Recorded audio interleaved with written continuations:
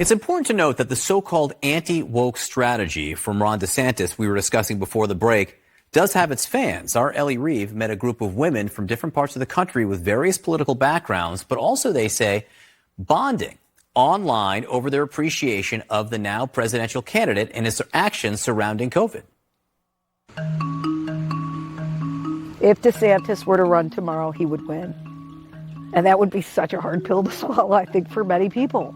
Back in 2021, Vanessa Steinkamp was the first person who told me she was a fan of Florida Governor Ron DeSantis, and that there were more like her. When we first spoke to you in 2021, you mentioned that you had this group of mom friends that you met on Twitter who were just obsessed with DeSantis, and it just stuck in my mind for years. He would just do stuff and say stuff with this conviction. We were all like, thank you. Did you guys have a nickname for him? Daddy DeSantis. I mean, it's all joking. Of course. Because we're like desperate women who had tried everything that we could do in our own power, in our own communities, and we weren't getting anywhere. He was very vocal starting in the summer of 2020 about the need to open schools in particular. During the COVID lockdowns in 2020, these frustrated moms built an informal Twitter network of people angry about closed schools and the difficulty of remote learning. They were from all over the country, but saw DeSantis as a model of what they wanted in their cities. School is a safe haven.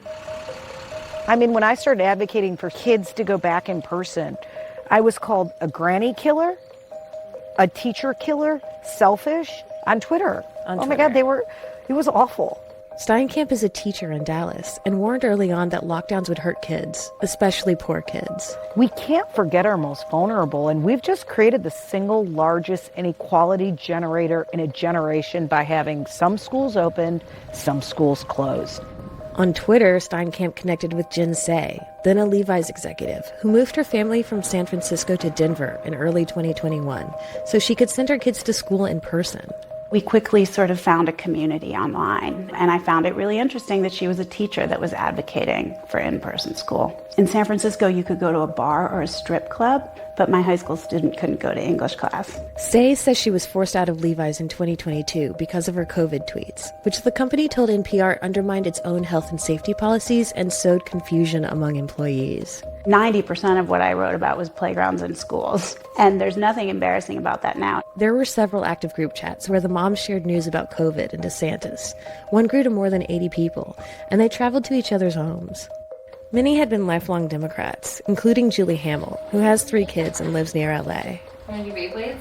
You voted for Obama. Yeah. You voted twice. Clinton? Yes. Did you vote for Biden? Yes. I have never voted for a Republican presidential candidate. I have always considered myself very socially liberal. But as we became more vocal on Twitter, we were really demonized.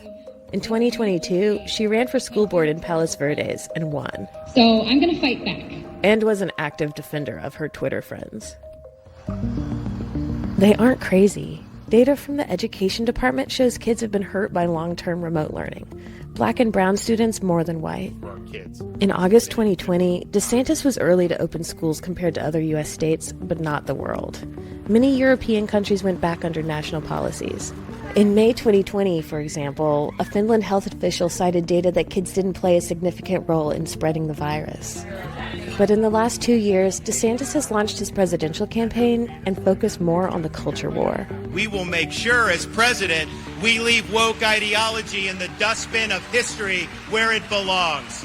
The Twitter backlash they experienced made these women more receptive to parts of DeSantis' fight against wokeness, but not all of it.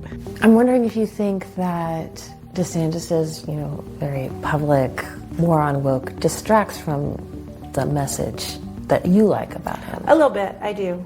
Yeah. Because, to be honest, I do feel like it would be really good to have a big public debate about what did we get wrong in COVID. The left doesn't want to have that debate. They're never going to allow that debate. I think there's a lot of kind of incendiary tactics being used to smear him. I think he did sign a law that restricts transgender care for adults as well as kids. I have greater concerns about the 6-week abortion ban. Tell me about that. I think if he made it clear that he's a states' rights person and that he's not looking to kind of pass a national law in this regard, I would be less concerned. Not everyone in their Twitter orbit agrees on his tactics, but these three do think Florida's new 6-week abortion ban is bad. I think that's dangerous. That's something that I cannot get behind, and I don't think that's going to bode well for his presidential campaign. I think that that might be a real impediment to bringing in moderate women. None of these women like the idea of a 2024 rematch between Biden and Trump. They're open to voting for DeSantis, but are not sold. So there's been criticism from Republicans that DeSantis is like too online, that his campaign is too influenced by stuff that's popping online, but like isn't affecting people in real life. So someone struggling to pay their bills isn't thinking about pronouns. Is it possible that's true? Oh, I don't think so. I've been down all over Florida, and you know what they all say? He helped my business open up. He helped my kids go to school. The media just fixates on the culture war pieces. Is it possible that you're too online? Yes, for sure in the beginning, but not anymore. Do I need to fight with some random online? No. I would love to be off Twitter, but I feel like there are discussions that need to be had. For all the bad that comes with it, there's also a good. And I've connected with all of these like-minded women who are not alt-right demons. They're moms who have been unseen and unheard. Ellie Reeve, CNN, Dallas.